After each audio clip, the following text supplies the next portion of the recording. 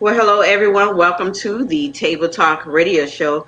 My name is Tanisha Simpkins. I am your host. I thank you guys for joining us tonight. Tonight is Monday, August the 31st, the last day in August. So excited. Um, I know this year has been had its ups and downs and very profitable for some people and not for a lot of others. But we're going to make sure that we continue this year on, as we would say in the Christian world, we're going to finish strong. I just want to introduce some of our guests here, some of our co-hosts who are on the show. I want to thank you for Dr. David Doris Carr for joining us. I call him my honorary co-host. Hey, David, how are you today? I am well, and yourself? Good, good, good. And also Pastor Nathan Austin, who looked like he's looking at the game from his glasses. How you doing tonight? I'm doing well. No, I'm not. I'm looking at you, looking at my camera. Okay. All right. Also, and we also have a guest tonight, Dr. Gregory Salters. I want to make sure I'm saying the last name correct. Salters. How are you, sir? Thank you for joining us tonight. I'm doing well. Thank you for having me on your team. All right, awesome. And guys who are out there, I'm just going to give just a quick run of who Dr. Gregory Salters is. If you're from Broward County, you're probably familiar with him. If you're not, I'll just give you a little information. Dr. Salters is a community person. He works with the community. He's been working for the Fort Lauderdale Police Department for, I think, over 27 years now. He's a consultant when it comes to relations, communications. He's worked with training, investigation. You work with a lot of different organizations. Right now, you're actually the interim assistant for the chief executive officer of the Fort Lauderdale Police Department. Is that about correct? Yeah, that's about right. I'm the interim assistant chief, one of the assistant chiefs. Okay, awesome, awesome, awesome, and thank you so much for joining us. We're just gonna go right into it, guys. So this week has been. Listen, it's so much going on this week. I really didn't even know what to put down, and then I almost seemed like I was putting down the same thing. That we could talk about when it comes to hot topics. Everything that we talk about on the Table Talk Radio Show, guys. It's either education, politics, health, money matters, health, everything we say, we just put it on the table and we talk about it in a Christian perspective way. I don't think we ever argue. I don't know, Pastor A. We may have had some differences, but it's been always all good. So I want to go ahead and just jump right into one of the things that I do want to talk about. As soon as I find it, guys. I want to talk about now was something, David, that you said that happened on today. I didn't get a chance to see it. Pastor A didn't get a chance to see it. I don't know if Dr. Salters had a chance to see it, but it was Joe Biden that did a speech. And for some reason, it just has blown Dr. Doris Carr out of the water here. So what was so great about it than any other speech that he's had? Oh, this was by far the best speech I've heard from him. He took the time to address every single man. He went to town on him. Like, I mean, because Trump has been trying to scare the suburban white vote. Because the statistics, the polls currently show that, the suburban whites that voted for Obama then voted for Trump. That's kind of like the swing vote. The most of the other people stayed the same. And of course, there were some Democrats that didn't show up to vote. But the suburban white woman they switched from Obama to Trump from 2012 to 2016. So Trump's strategy is to scare them.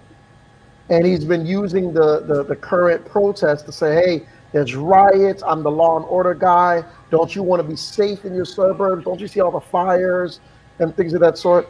And Joe Biden said, I mean, sometimes the most common sense thing is what you got to say. He said, I thought you were president. He's like, you trying to say that all these crazy things are going to be happening. Well, they're happening now. He said, do you feel safe now under Trump? Because guess what? Trump pours gasoline and he instigates every situation. He is the reason why this is happening. He said, you know what? And let me give you the facts. When Biden was in office, He gave the facts about the crimes. He gave the facts about the numbers. He said the numbers went up during Trump, I mean, he went to COVID. He went to the fact that there was Russians that put bounties on U.S. soldier, and Trump did not even address it. He said we've never had a U.S. president be so subservient. He said it's embarrassing. He didn't say it's just bad. He said it's embarrassing. The fact that we have a United States president so subservient to Russia. So it was just amazing. I mean, it was the best SmackDown I've seen Joe Biden ever do. I was like, whoa, whoa. So I was he was shocked. all juiced up, and they gave Oh him probably man, his IV for the night that at don't that say that. moment. Don't say So that. he was alert. Man, Joe Biden has Sleeping a So lot Joe I of want woke to up. ask you, Dr. Salters. Let me ask Dr. Salters a question because you worked in law enforcement. What do you think about him repeating the word law and order? Is that supposed to scare us? Like some of us think of law and order as that is only bad for the black race, law and order to get all these people. I mean, what is really the law and order? Or is it just his own definition, do you think? Now you have to watch the messenger when the message is being given. And mm, when you look at it, if we're trying to make America great again, that means we're going back to when law and order was of a particular way it was handled. come So if on. that's the way you define when America was great, then you want law and order. For some of us that didn't consider America that great at that particular time, particularly if you're familiar with the history of law enforcement, how it's basically a socioeconomic issue where it was basically there to get the slaves who were the property of the masters, making sure if they ran away, they went back. And then it progresses to where we are right now with law enforcement. The law was being enforced. The individuals that were absolutely doing things out there to keep the slaves in order, those were selected individuals. You start out with your trustees, then you start out with your select individuals from the community, and they were put higher and they were at a higher status socioeconomically coming through because of the job that they were doing. So when you're talking about law and order, I think that when you hear it, most of us want to live in a community that is lawful, but it's not a matter of, it's not always the end product. We're looking at the process. We talk about in law enforcement procedural justice. Is this process just when you're talking about law and order, or are you just talking about at no cost law and order? And when you're talking about how the stop and frisk will be going and these type things, it can be very dangerous with putting some things out there and others trying to carry it out. It's so interesting that the law and order president had 8 close friends convicted of felonies and is individual one in another felony in New York. That's the law and order president. I mean, isn't that? I mean, anybody see the cognitive dissonance or the irony behind that? Well, that's only assuming that you are considering that as law and order. When you look at it, particularly when the president has veto power, if you follow the justice or the justice system, they may have been convicted, but many have been pardoned or in line for pardon. So therefore, that wipes away your sins. Am I correct, Pastor? Yes, sir. It's just the thing about this particular president. Uh, I'm, I'm, I'm, I'm trying to thinking of a nickname, the Magic Man, because he is the Mm. person that rains on you, and then try to warn you that somebody's about to spit on you. That is kind of where he is as the president, and I'm so thankful that Joe Biden has just to coin, just to kind of play off our president's word, woken up to all of the low hanging fruit that President Trump presents him, because all of his ads and all of his things are not infomercials, are not things that are photoshopped, the things that are manipulated about what could happen. All of his campaign slogans are based upon what is happening right now. And as David said, Right. it's just interesting that he feels comfortable bringing it up and telling people that this is what will happen when we know that this is what is happening. So I'm thankful that somebody in the campaign office has really taken this low hanging fruit and run with it, because we're the things that are happening now are scaring me, and Mm. so I don't think it could get worse up I'm, under Biden. But Trump has convinced a lot of people that things could get worse. From his campaign slogan alone, should be eerie to a lot of people. Making a great America great again, as Dr. Salters has said. What does that mean? Going backwards. It's just interesting that that slogan was birthed after the first African American president. So we've always been able to see between the lines, and thankfully, Joe Biden is really willing to call them out on all of these I mean, issues. look at. I think the Trump. If this guy wasn't so reactionary, he could have, because again, I would say that the reason why I'm not supporting him at first had nothing to do with black issues. You know, it's just the survival of our democracy. A lot of people that sleeping on this election, we could end up like Russia. Like, I mean, where the president's friends get special favors through William Barr, the Attorney General that he's put in place, where he's brought special favors to friends, and he's tried to punish people, start special investigations against people that he doesn't like. This is like the Banana Republic, like things that doesn't usually happen in the United States. It's the law, our law and order is at risk. He's attacking the media, the free press, everything that every what we call it, check and balance. Congress, he's ignoring subpoenas. Um, I mean, every check and balance that we have as a nation, we can lose it after this election. And I think that we need to take that seriously. So I think even outside of the black and white thing, we could have looked at other stuff. But because of the way he's responding to people's protesting for, civil rights, and if you look at his supporters, well, not all, but a lot of the bigoted ones, and the fact that he's so fond of them. I think that if he was smart and he would not have reacted the way he did to Portland and not have reacted the way he could have played a good pretend game to try to trick some black folks because he Doesn't did have pass it in him. because he Hey, did but Yeah, pass yeah, criminal he's not justice that reform. smart. He but did You David, know, he he's did not do that the smart. opportunity zone.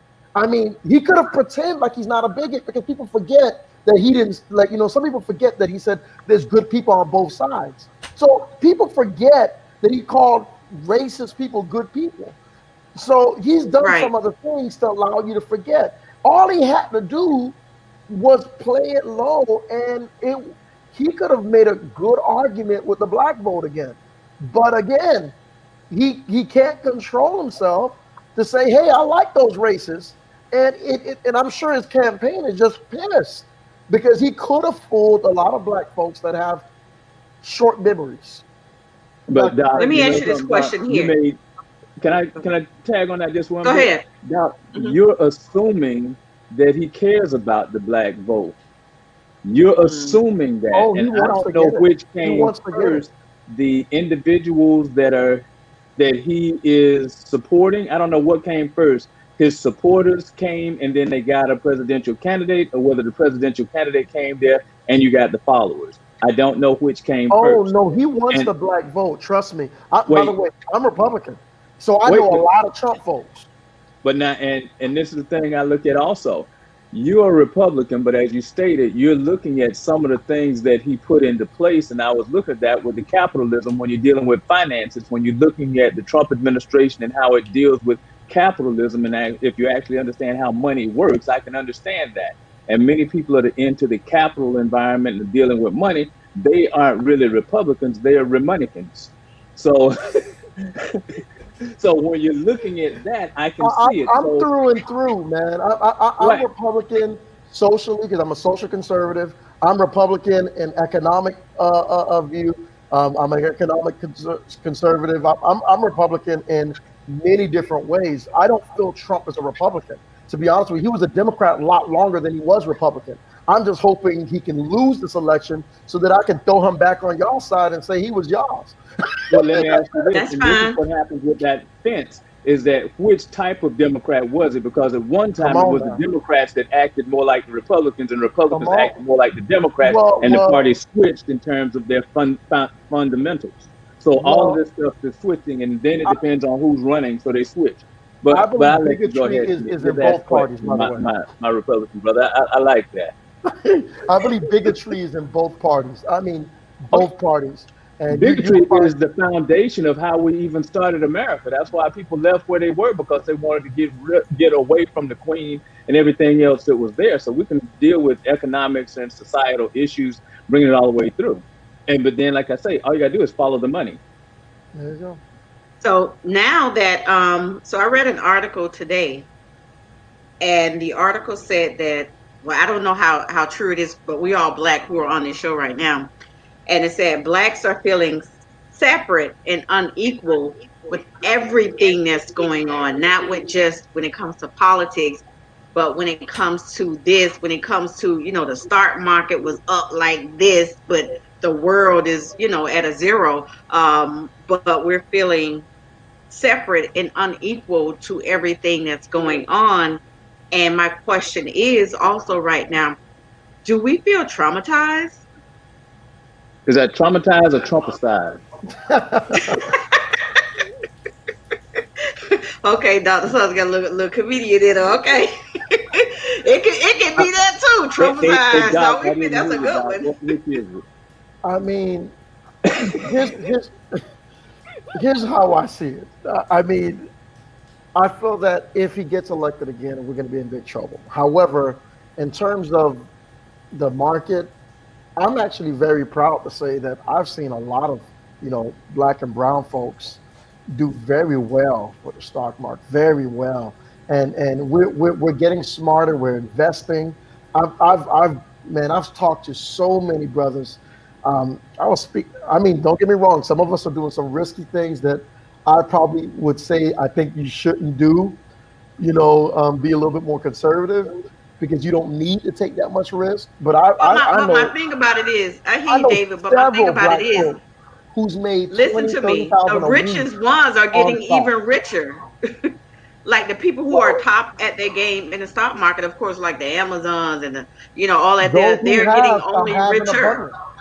Those who have shall have an abundance, and those who have not, the little that they have shall be taken away. Listen, I don't think that it is wrong to learn how the system works and benefit from it. That's why I wrote the book. That's why I'm trying to teach people you can't change the system, but you can benefit from it because the system works both ways. It's not, oh well, the system, is bad. No, the system ain't bad, which is why, I was praying that Bernie didn't get elected and the Democrats didn't choose Bernie. I said, Lord, please don't let the Democrat. And when he lost, I said, thank you, Lord. I can vote for Joe Biden, without losing any sleep. That we're going to be a socialistic society and everything of that sort. Because if you just think of one point, and here's what I tell all the Bernie people: if socialism is so great, you look at European, you look at all those other countries, you look at China, and they got money. China got money. They even score better on tests. But most of the major But my question corporations, is, what most about of the us? I'm big, talking about us right now. well, As I'm far saying as we can Pastor benefit A, from it. what about us? Are we traumatized, as Dr. Salters is saying, traumatized as to everything that's going on?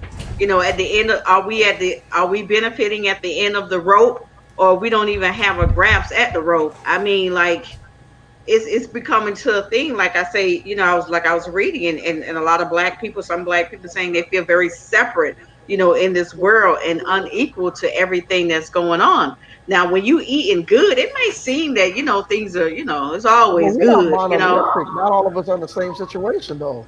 Well, if you're connecting it to the stock market and finances, um, I've always said that America has two problems. I think we overvalue one. It's more than just a skin problem. I think we have a socio-economical problem, Slant, and so it just so happened that in a lot of cases, those that are financially struggling, and of course, because of the circle in which we surround ourselves with, it appears that if it's just a black thing, but I think black or white, people that are, as David said, who don't have as much, of course, are gonna feel that way. They're gonna always feel that way. But if we're gonna talk about just blacks as for this sake of this subject, I think we have to be, just because your question talked about stocks, we won't do that. That's a risk. That's a risk that we won't. We'll play the lotto.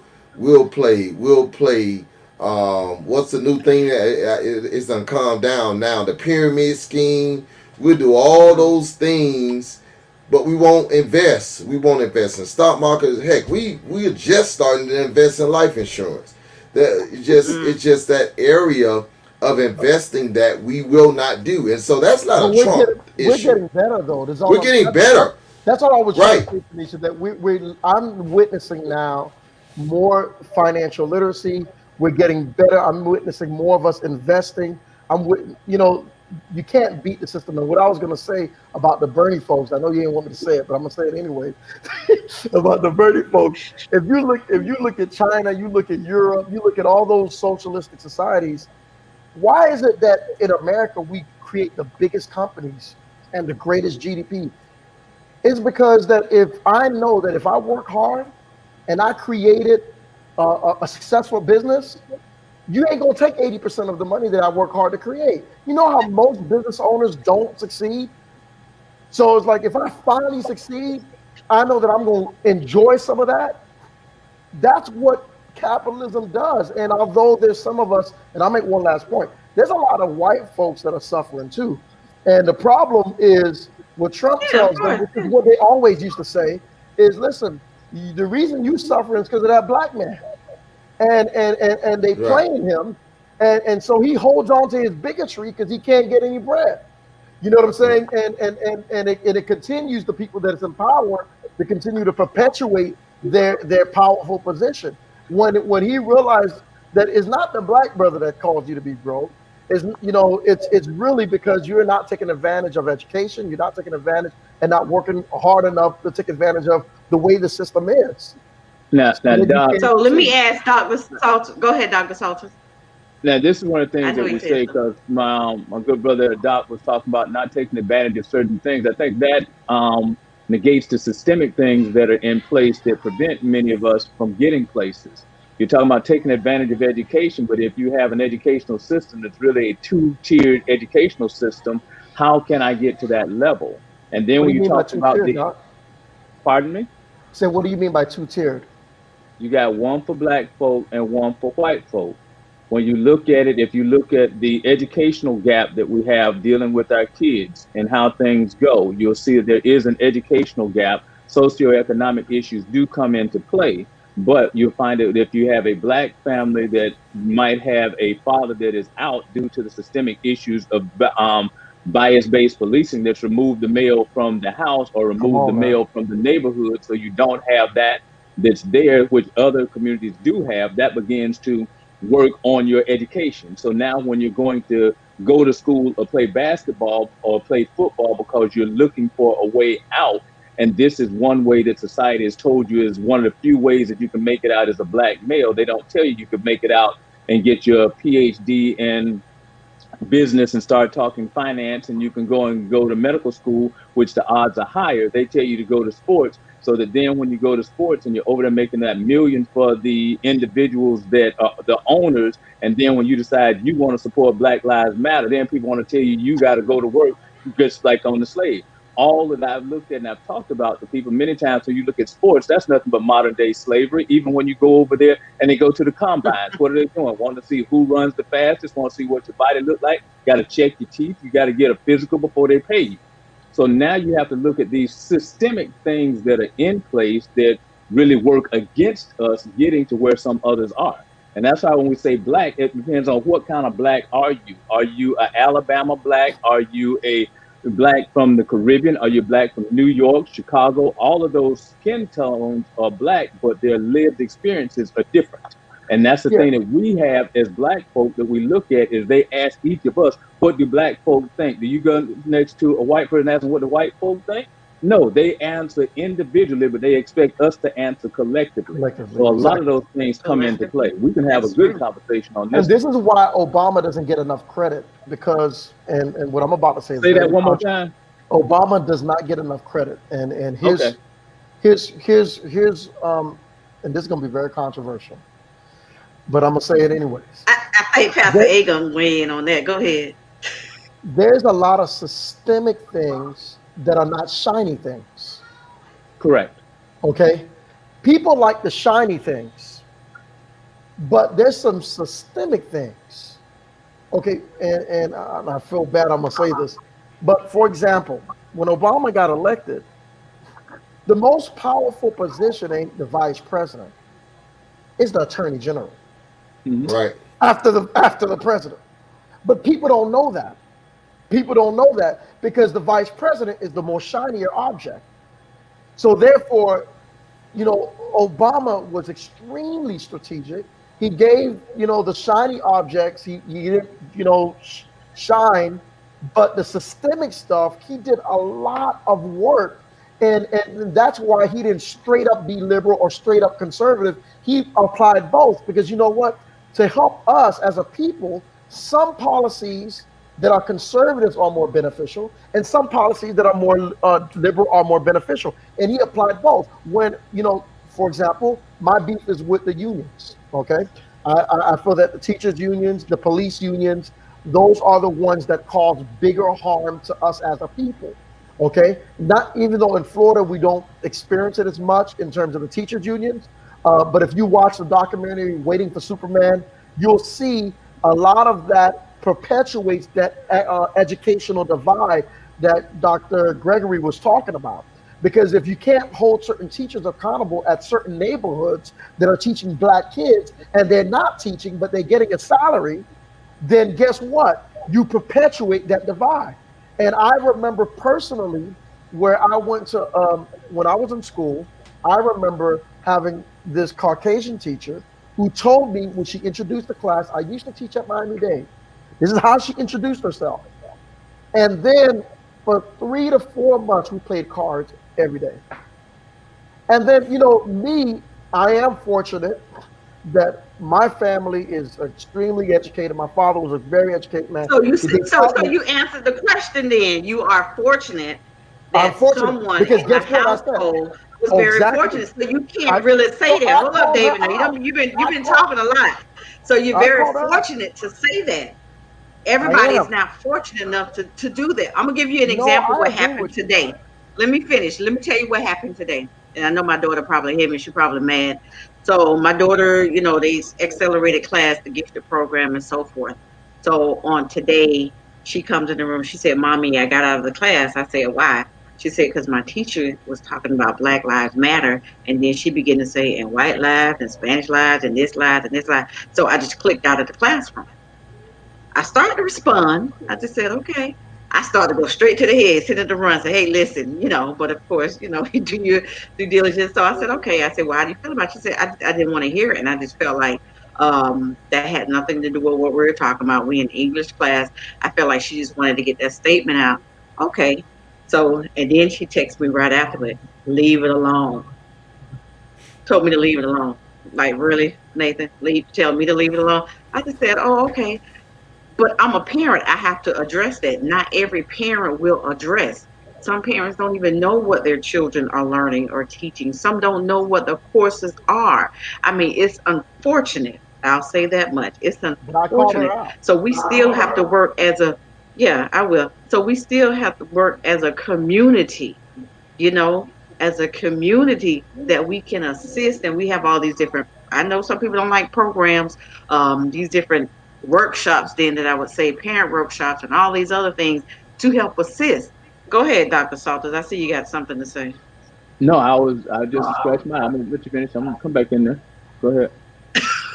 Okay, but yeah, but that's what I'm trying to say. So we can't just say that, that we'll leave it on the teachers, to teach. That just like I want That to was ask not you what I guys was a saying, question though. right here. Okay. Now, if I may, Okay. Tanisha, this is what I was gonna say is that a lot of times we have to use these as educational moments because a lot of times people really don't understand the phrase Black Lives Matter, and I had a conversation with some individuals, and I say, are you saying Black Lives Matter because of the organization that started Black Lives Matter or the philosophy that Black Lives Matter? And are you really aware that the Black Lives Matter, when I read an op-ed on it a while back that said what the real phrase is Black Lives Matter too, TOO, because it appears by everything that's happening in society, it does not appear as though those lives are mattering as much as other lives. So Come on. sometimes you have Right. to ask people those questions and then kind of let it sit there. It's kind of like with the pastor that I never forget growing up. One of my pastors always used to say, all those going to heaven, raise your hand. So you either say you're going or you're going to feel kind of awkward over there. So sometimes you have to ask people, when you say Black Lives Matter, what are you responding to? What are you referring to? Because many people don't understand that the actual organization with Black Lives Matter, it began with three lesbian black women. So it has a whole bunch of other connotations behind it and what their movement was all about after the Trayvon Martin incident, which people incorrectly attribute to law enforcement killing somebody. Trayvon Martin was shot by a guy that no cop would let him be a cop, and his daddy was a judge and his mama worked in the clerk system. So you figure out what that is if your daddy a judge and you still can't get a job as a cop. All right. Nicely put. I agree with you on that phrase. I think that phrase, if we added to that phrase, I think it would get a different response.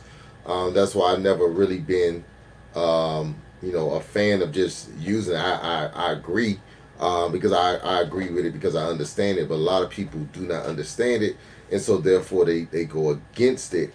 But again, I say this America is really set up not just black and white. It's really half and half nots. It's really just those who we're seeing it now in the school system. We're Almost. seeing during this season where kids are home. There are some parents. I'm fortunate enough to be in a position where my wife can, and well, both of us really can spend attentive time during this time. There's some at home, and the child is, even if the mom is there, the child is on their own. They parent can't afford to. We heard on our son's thing today, and I'm sure he wasn't supposed to say this. The teacher asked, "Where's your parent?" And my son's in the fourth grade, and he says, "Nobody here but me." That's to me, that's not necessarily a black and white. I don't even know if the kid was black or white. It's a half and half not situation, and I think that we just kind of link it to blacks, but it has more to do with economics than anything else. It really does. So now that we talk about economics, I want to ask you guys this question here. So now we always had this conversation where it was defund the police or reform some programs or reallocate, money here and there. And I think by every city is different. One of the things that I request that actually I'm a part of a parent institute here in our city is a copy of the city manager's budget so we can see what things are allocated. Um, and hopefully, okay, something that happened the other day, and they gave a young lady a bill. So she had a protest in that city, and once it was done and over, they gave her a bill. It was an organized protest, but because Dr. Salters, some of the police were used into detail and I guess like security, they figure, hey, well, you created the protest, so you get the bill. Uh, I mean, is that fair? I mean, does it make sense? Let me put it to you like this. A lot of things that are out there on the books, if we don't read them to know that they're there, that's on us. Ignorance is no excuse of the law. And it's also kind of like when people make these police calls and they turn out to be false calls, the police department can charge you with the cost associated with that false investigation. And also, I'm not familiar with which city it is and what their particular ordinances are and the stance of management. It would not be far fetched. And also, I don't know what happened before that. We've had some instances where people have come in and they've asked to do their protests, which are legal, and they've asked for permits. We have denied permits and or told them how much it was and say, no, I don't need one. They go out there and they protest anyway. And now I don't know whether that was their particular case, because as you stated, each case is different. But on your issue of defunding the police, I look at that as almost like a slogan, and slogans are real catchy. Defund the police. Well, that's easy to say when you are having budgetary problems. It's kind of like having relationship issues, and Valentine's Day come around, you decide you want to break up, and it's Valentine's Day. Well, this was happening long before Valentine's Day, you know. I don't So know where right my gift now at. you have Mm. issues of funding with law enforcement. You think about in your own respective cities, haven't you had cuts? Haven't you had different positions change? So do you call that defunding or reallocation of funds? And the same thing with me. I deal with finances. So when I'm looking at a city budget, I can tell you where the largest percentage of it is. When you look at your cities, when you look at your counties, you'll find out that the public safety is your largest percentage of your budget. And when you look within public safety, you're going to find out that most of the time, 60 to 70% of the budget, sometimes more, is for salaries. So it's not a whole bunch of other stuff that's left there to cut or defund other than your actual staffing. And the other thing is, I want to look at it on the flip side.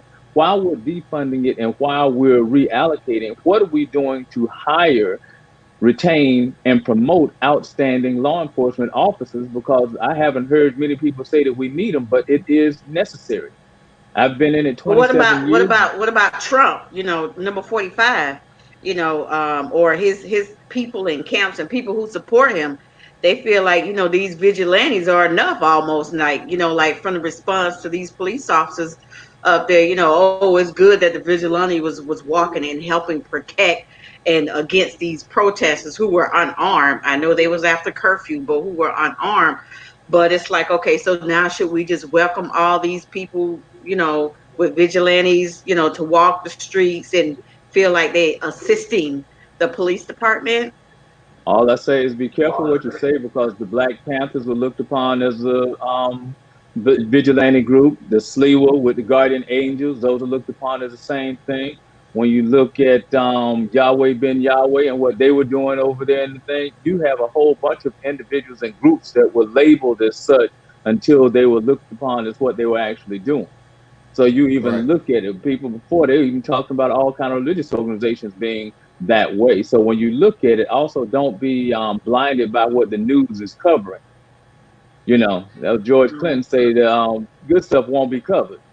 So when you're looking at it, it's just like right now we're talking about the floods in Louisiana. Depending on which TV station you're watching, you get a different view of what's occurring.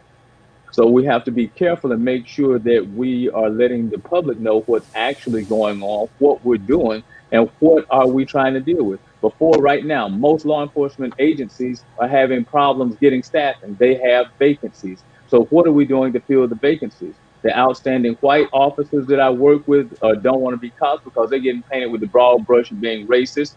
The blacks and brown folk, it was very difficult to get them to be in law enforcement anyway. So It's now you're weird, yeah. talking about this. So what are Right. we going to end up with in our society, which I think we all will agree. We do need some law and order, but we need it to be procedurally just law and order. And I think to Mm. answer your question, Tanisha, is for one, for that individual. I mean, did she ask for, for the police presence? Did they show up? Did she ask for it? Was it needful and necessary? Those are all questions that needs to be answered for why she got the bill. But as it relates to defunding the police, I think even as African Americans, we have to be very careful how we throw that term out there and how we advocate for that, because let's just face it, defunding the police. Um, when it's time for police to be called, when it's time for those 911 calls to be answered, where you think the lag is going to go? It's going to go to the African American community. It's going to go to the areas that, hey, we've reached a We quota ain't got of time us to come going to over that there. neighborhood Hey, this week. you just So reminded me. so we have to be very careful. We can't preach defund and then get mad when the response time it grows. I think, and that's the healthy balance that we have to understand. I believe with Dr. Salters, and when he talks about, hey, let's focus more on let's punish these departments that do not deal with their role, police department officers. Let's look at things of that nature. Let's figure out, hey, if a person has this many strikes on their record, what are some things that are being done? Let's pull funding that way, but not just blatantly defunding police. Because again, we're going to be the ones left out the cold. The suburbs are going to get all of the answers. All of the calls are going to go their way, and then we're going to come back to the table saying, "Well, hey, I called 911. They showed up 3 days later." Well, that's what happens. They're going to target our neighborhoods first when it's time to respond to these calls. So I think we just have to look at that. We have to deal with that. It's bigger than a traffic stop. It really is, and I don't think we're looking at it broadly, and so therefore, I don't think it's a term we need to be throwing around. I thought of two things. Uh, Number one, I thought of a joke that Trevor Noah said. He said, he's from South Africa, and the 911 expectation in the U.S. is a lot different in South Africa. You call the emergency, and they're like relaxed, like they're not running and coming anytime soon. And I thought it was funny. But the second thing was consent decrees. Um, the Obama administration, again, and this is why a lot of our younger folks in the African American community are not understanding how much Obama and Biden did. Because what they did, they didn't do the flashy things that help us. They did the things that is not flashy. You put However, systems in place. exactly, for systemic racism, for example, they sent the consent decrees, which targeted specific police departments, okay, that had a history of procedure, like Dr. Greg said, and systemic racism. Do you know the first attorney general, and I don't think Trump was smart enough to figure out that he did it, but the first attorney general that Trump put was Jeff Sessions. And you know Jeff the Sessions. first thing he did? He eliminated the consent decrees that the Of Obama course. administration set up to hold some of those police departments accountable. And Of course. again, but consent decrees are not something popular. Consent decrees is not something that's going to get on the front page. However, it was directly tying finances to accountability. So my beef with the union type thing that I was saying earlier, it's not that I have a problem with teachers. I love teachers. It's just that my beef with unions is that sometimes they protect the worst actors at the expense of the majority. So, and again, in Florida, we don't have that issue with the teachers union. But if you look at the problem we have with the police union, is they're defending the worst actors. They defend Right. the worst performers at the expense of the general. And this is why I say It's bigotry happening in exists. Broward County right now with Exactly. BSO. It's doing the same. You're absolutely right. Exactly. And this is why I said bigotry exists in a lot of different organizations. And to me, the hypocrisy of my party, Republican Party, on this issue, we've always had a high skepticism of unions. And this is the argument that we've always made. But here's where that same issue is impacting black and brown folks, and we're silent about it.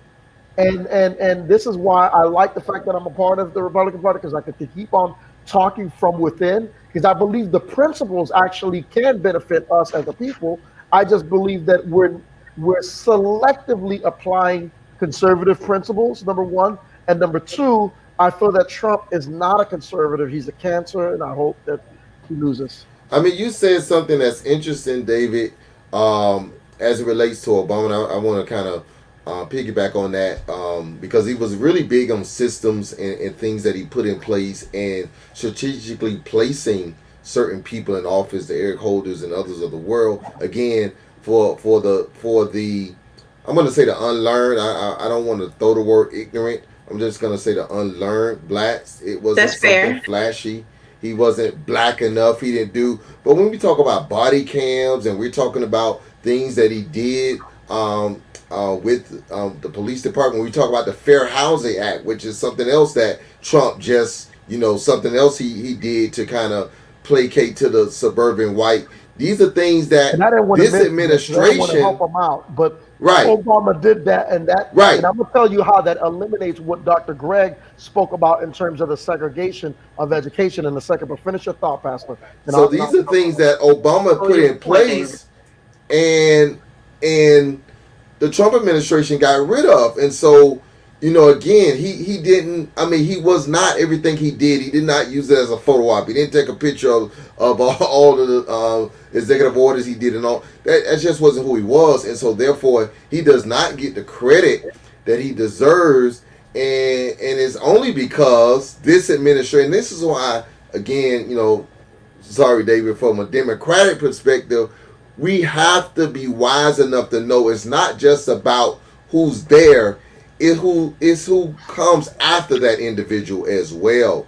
And so now we're having the same issue. We allowed Trump. I don't think half of the things would have happened if any other Republican that was running for president Exactly. would have won. Exactly. I Exactly. think this person, strategically, not as a Republican, I agree with you, David, but as a just downright racist, Freedom. which I don't even think he's that big of a racist when you think about it. He is just placating to a certain group of society that we thought was dead because Obama got in office, and all they did was wake the sleeping racist giant that Come has on now. never left America. And we found out they traded them in for judge roles and police uniforms and all of these different things. And now we are living with this because we thought the generation had died. We thought we had really overcome. And now we found out we are far, far And further than we ever thought we were. so that's point I wanted you to finish, because the thing was, systemic racism has never left. Right. And this is why Trump tapped into that, because there's a lot of Caucasians, they understand the advantage of the white It's set up to privilege, fail. It's set up for us to and they fail. want to continue it. So Right. when he did the fair, when he made some changes in the Fair Housing Act, and he said, listen, you on because our societies are very segregated today. So Of course. what happened is, if you're on government assistant, you don't. He was trying to say, well, listen, you could go to different schools. So if he can spread that around, and you're on government assistant, but you can live in a different neighborhood. We're not all put in the same, because the problem with segregation, when we all at one place, you're easily targeted by the bigots. But Hmm. when we are spread apart, and we're with white people, we're integrated, it's harder for them to target us specifically. But when we are segregated, we become easier for the bigots to not too flashy. Trump, you know why a lot of white folks don't like him? Come on, You wrap know that white up. I got folks, another point, David. they don't like him because they like to do covert racism, and Trump is overt with his racism. It's not because they disagree. He don't It's hide like it well enough. he doesn't hide it well enough. They've been doing this thing on the down low, and the reason why some of them hate Obama so much, but they can't tell you why, is because Obama used their own system against them. He started fixing it on the down low. The same things they created on the down low, he started fixing on the down low, and they couldn't explain you what's their beef with Eric Holder. They couldn't explain it, and people don't. And the unlearned kept on saying, "Oh, Obama didn't do nothing," and they didn't understand that he was attacking the systemic things on the down low, and Trump is overt with it. But they don't Right. disagree with the things; they just don't want it to be overt. Right. All right, so Agreed let's give wholeheartedly. our guest here, Dr. Salters. I know that was a lot. I Oh, usually take notes. I'm Go ready ahead if for you it. have something to say. Most definitely. Dr. David, I'm glad you brought back up that issue of education and how you have that separate thing, because as you look over there, you have the mother that just had her moved her child so that it wouldn't be going in the urban school to move it to a better side. And they sentenced to prison. And Come then you on. have those from a different socioeconomic, I believe they might even be Republicans, that paid for their kids to go into these universities, the University of California, other ones, and you're having a disparity in the treatment that was given to both of the parents when the underlying reason for moving their kids was the same. So now what do you do? So the have-nots get charged a lot and the haves don't get charged at all. So those things are dealing with it, because that shows you how much we value education. And when you talk about systemic issues, now I believe that's your president that is now saying, oh, well, now since a lot of the blacks are going to get their education, since you told them that's what they need and they got all this student loan debt, and you don't need to have a college degree no more. Don't worry about that. We got these other jobs. The college degrees, you don't even think about them anymore. So he just wiped them out and totally devalued them, if I'm not mistaken. Is that what happened, Doc? You look quiet over there economically. Well, That's what he no, did. Yeah. So again, Trump does so much They do. things They wrong. But now, should. and one thing I want to make sure that we're tremendously clear. Some say Trump, but he's not doing this by himself. He Oh has a yeah. Senate, he Oh has a yeah. Congress, Yeah. he has Yeah. governors, he has city managers, he has custodians. So it is more because I hate when we just say one particular individual, just like when we say President Obama. President Obama couldn't do anything with that by himself. You have to have a team and you have to see how deep is your team. You know, kind of like professional sports. How deep do you go in this position? You got two and three strings. When you get to be the president of the United States, you got a deep bench. Because if you don't have a deep bench, you can't even win a city election. So now, Hmm. when you get to be at that level, the things that we're talking about and the things that are being put in place are being put in place by a cohort of individuals. Those policies and procedures, they are coming up with them and passing them based on their connections. Those things are out there. Those things are a fact. Absolutely. So I'm glad that you mentioned teams. So let me ask you guys this question here. So do you think that the NBA was effective with the boycott of people?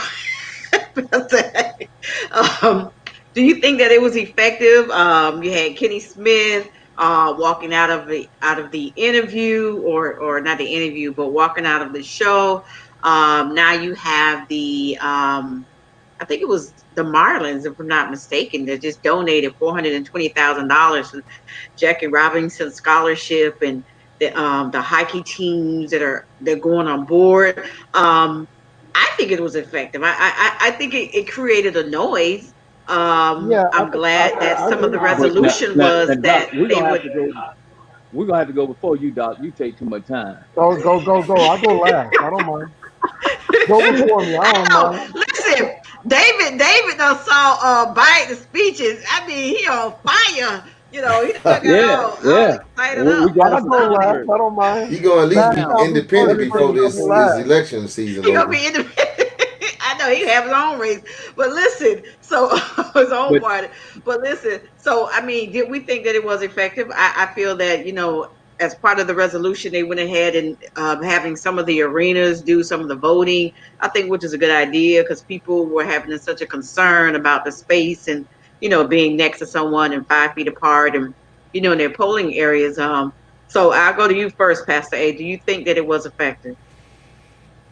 I was hoping I could that. I Effective. And it depends on the level of effectiveness. Some of the things were already happening. LeBron James had already started partnering, I think, with Staples Center.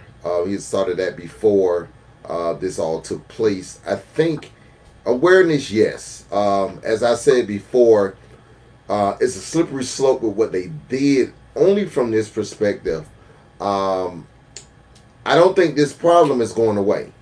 As I said, I don't think that the shooting was the incident. I think when Kyle did what he did with the murders, that was the straw that broke the camera's back.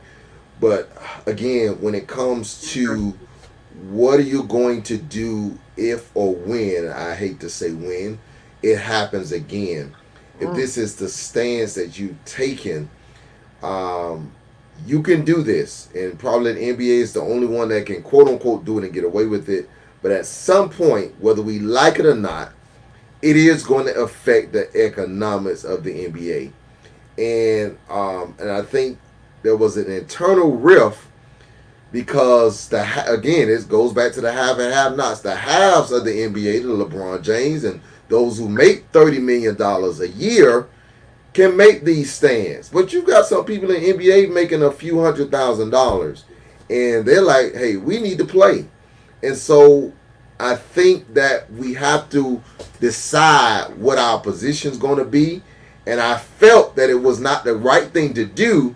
And they said mm, this, and some people argue with me when I said it the other week, but they came out and said they're going back to play because they felt that not playing they will lose their platform.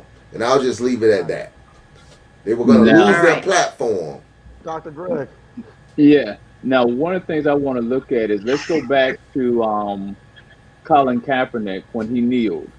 People talked about it and what everything was happening. And now you've even heard some of the owners say that They You owe wish. him, and they wish that they would have taken him more serious back then. Also, you had individuals that were our president that was saying that if the people strike or they kneel, fire the SOBs. That's what your president said.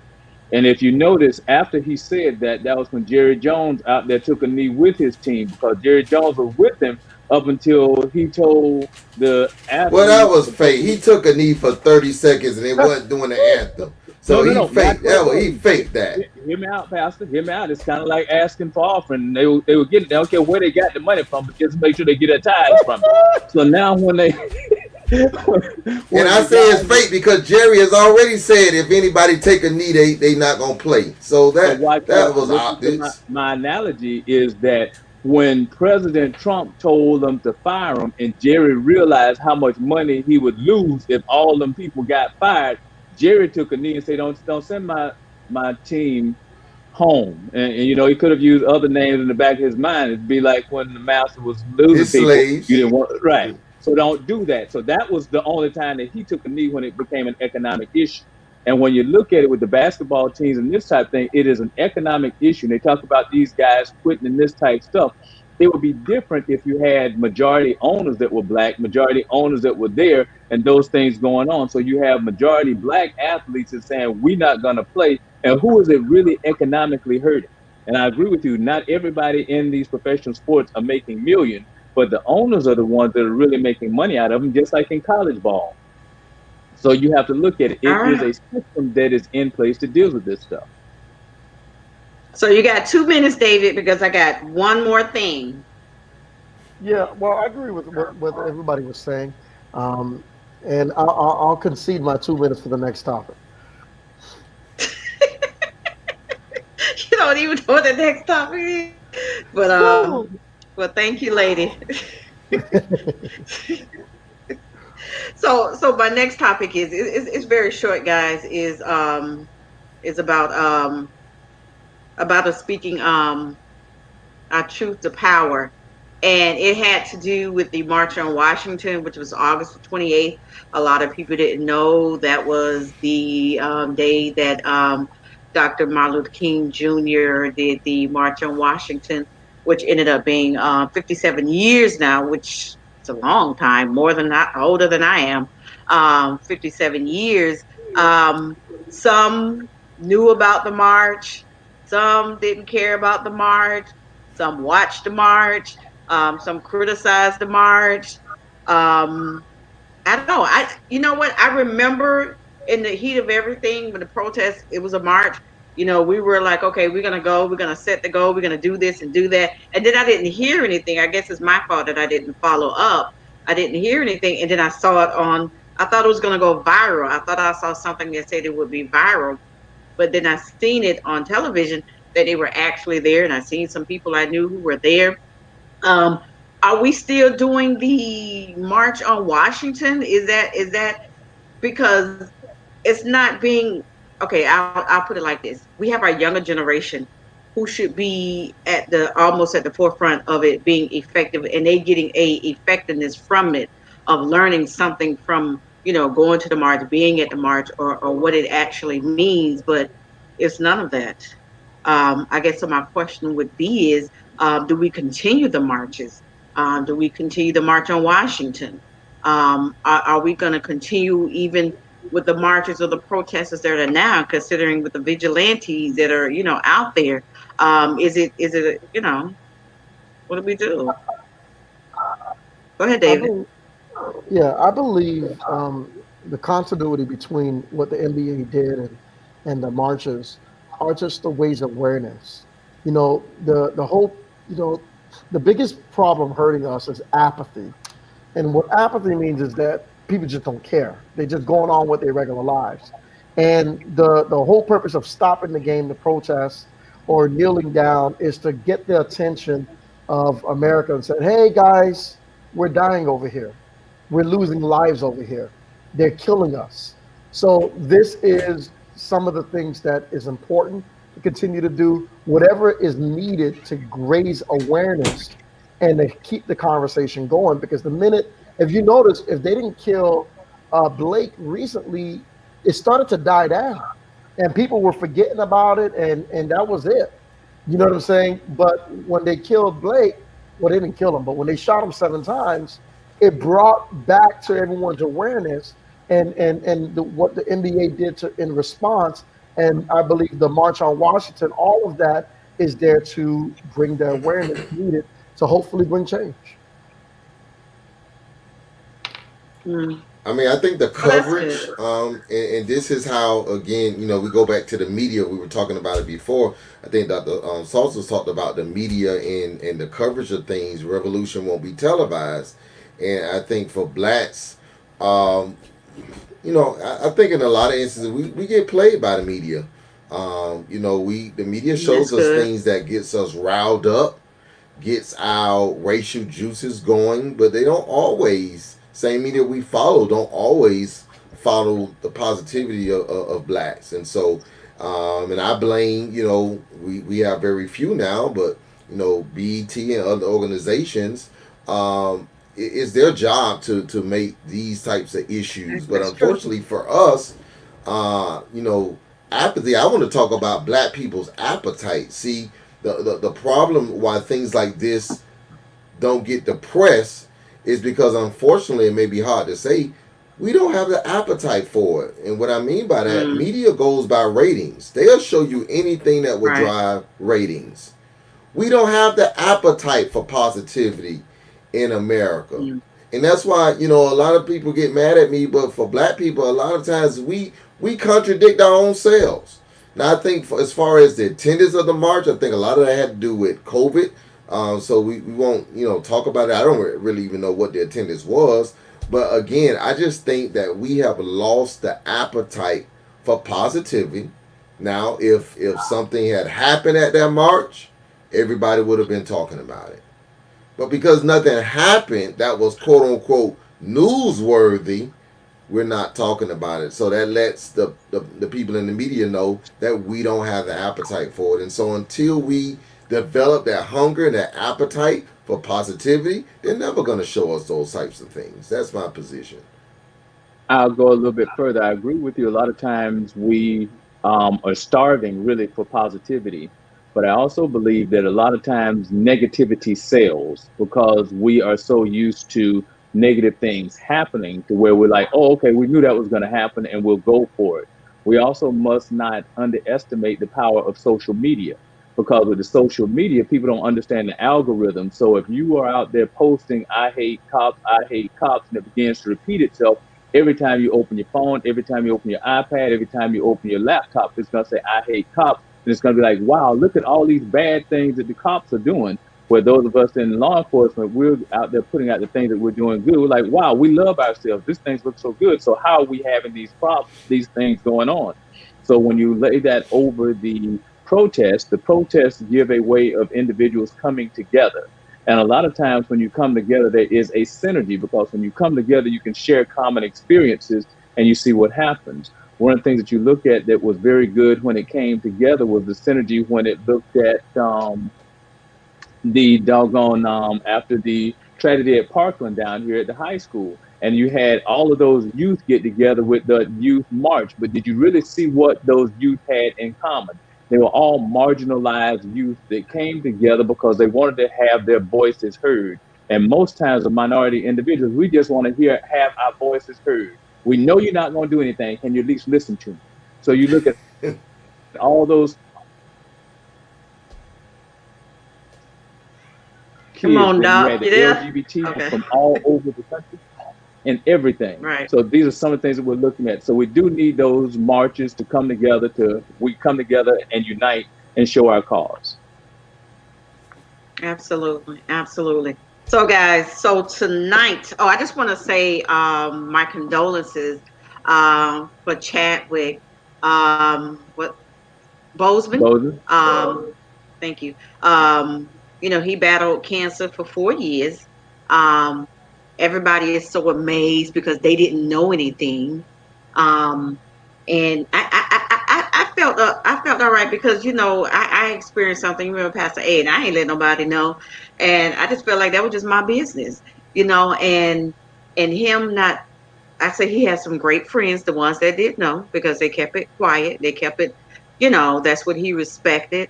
I think we just amazed that during the 4 years, because your body can wear and tear in your mind and your spirit, that he was able to make some great movies in regards to that. So I just, you know, and I'm glad that they decided to honor him on last night at the local station, honor his work, honor his commitment, and the things that he did. And and I was very proud of that because it spoke volume on of what he said about having your purpose or doing your purpose. But his purpose was to be an enlightenment for the people of color. You know, that showing that you could do anything, and to be young, gifted, and black. You know, I just love that, to be young, gifted, and black. I'm like, told my daddy, "You want to put that on a t-shirt?" No, mommy. Yeah, you can. You know, I love that saying because it's such a proud thing. And sometimes, you know, some of my black kids, we need those. We need to hear that. They need to hear that we're so proud of them when they do things. But tonight, y'all, I don't know who y'all got, but they have the Monica. Y'all looking like I don't even listen to that. Monica and Brandy. Who don't listen to Monica or have not listened to Monica and Brandy? So tonight they have the verses. Um, they say it's not a competition, but of course we see it as a competition of Monica and Brandy. I just want to ask you guys. I'll start with you, Pastor A. Who you got, Monica or Brandy? Start with me. Kim probably in the background. Who you got, Monica or Brandy? I don't know much about their music, either of them. So, Listen, oh Pastor, what you was ain't you that? so you just been saved all that time and ain't come on now. Yeah, it's not I All about said right. Tyler playing. It's Perry about Studios. That's that's great. more of Yeah, it's a toss up for me. I mean, I know their music, but I don't listen to R&B that often. So I just listen to sports talk radio all day. So I would be the wrong Oh, person that to you another ask Kim that then. question Yes, but to. y'all flow together. All No, she right, listens David, to it as Monica or well. No, Brandy? neither one of us do. Neither one of us. We yeah. I just mean, listen to if you sports would talk. ask, She's a bigger sports fan than me. So, like when I listen um, to secular music, I'm talking about Miles Davis. I'm talking about, you know, and the other stuff. Why y'all It would putting have me been out there like DMX. that? It would have been Snoop. It would have been those are the stuff I used to listen to. You know, right, I listen to rap, but also yeah. R I and mean, B. that's not But we like gonna my say style. Monica. The I'll say neo soul. Monica. You know what I'm saying? I mean, it What just about is you, not. Dr. Salters? Are you in the same boat Um, as him? I'm out there by myself. I'm too old to be in that boat. I'm down there on the ship, man. Monica and Randy, I'm like, Lord, them babies. He said, "I ain't listen to no baby." You get in trouble. I know that's right. Stay out of it, Doc. That's what I say. He Doc say, give him some Patty the Bell or somebody You like. ain't have to go like All that, right. Well, real. my I wife ain't said do Monica. that. She listed something on it. She voted for me. At least you ain't say Mom's Mabley, man. Oh Lord. Give him some Aretha or Yeah. somebody, man. Yeah, man. That's too old. No, he'll probably do like some Betty Wright. You know what I'm saying? No, There we no, go. I Some Betty deal with Wright or some something. LNA. I deal with some I go some Erica Badu. I'll deal Come with on, yeah. some Erica Nat now. Badu. Come on All now. Yeah, right. yeah, yeah. Jill We'll deal with Scott. some But Anthony Jill no Scott. Monica Hamilton. or We Brandy. deal Jill with some Scott. Okay. Jill Scott. I'll deal with some Lauren Hill. yeah, I'll deal with yeah, some okay. Now Lauren we can Hill. deal with that. Neo Come on soul, we can now. do So, that. actually, All it's the day. genre of music, really not the age. It's just the genre of Yeah. music. Right. Yeah. I Okay, like that. I'll I take have that. to have stuff. So y'all No, that's listening to it, man. that with your wives and stuff. That Lauren Hill and Come Jill on, Scott. And, man. Please. I see Coming from where your I wife. come from, you can deal with some nappy roots too. Come from where I come from, cornbread, collard greens, and fish. Let's go. Anthony So Hamilton. that's why Tanisha Okay. been rushing us off the show. We get it now. Listen, We I get got it a I now. got a virtual party with my other church friends that we got Normally she wants you to talk, David. Now she cutting your hair, she giving you time and giving you the buzzer, 90 seconds and all that time. Okay, the truth comes out. There you go. Mm-hmm. I guess Boy, that's yeah. all, Thank folks. you. We That's signing my off. girl right now. All right, Shakita. Thank you. Thank Shakita Yeah, got my see, back. Anthony Hamilton told you, Bim, Yeah, yeah, yeah, don't yeah, play. yeah. But yeah.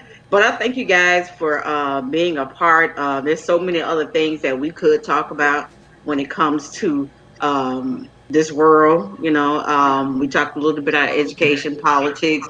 We talked about our police department. We talked about doing certain things. It was something that somebody said, the uneducated. Was that what you said, David or It was Pastor Pastor A? A. He said the unlearned. That's The what he The said. unlearned. unlearned. He said the Yeah, I unlearned. had something for you on that, but I said I ain't want to act up in front of Dr. Salters. The Well, unlearned. see, that let me know. I thought I Uh, was family. Now I know I'm not. I'm always give us something to spark. I'm in I mean, yeah, you I know. said don't cut up the unlearned, but I like that. But we're gonna be to be continued on that about the unlearned, because I'm very a very advocate when it comes to trying to teach and help our community. But I need y'all help out there, folks. I'm talking to your radio land. I need your help. But yeah, the unlearned, pin that. I like that, the unlearned. When we come to unlearn when it comes to our education, and unlearn when it comes to politics. I don't even know if they still have civics anymore. But the unlearned. No. But I thank you guys for joining. I thank you guys for being a part of the Table Talk Radio Show. Guys, make sure to catch us here on Monday nights at 7 p.m. You can catch it live on Facebook Live, and you can also catch it on our YouTube channel under Table Talk Media. You can find it there. You can see you can see it again, I guess. The replay on our YouTube. Make sure to subscribe to the channel as well. I would appreciate it. So join us back here on Monday at 7 o'clock. And I thank you guys, and you guys have a great night. Those who are online, just hold on, guys. Have a great night. Have a good one. Peace out.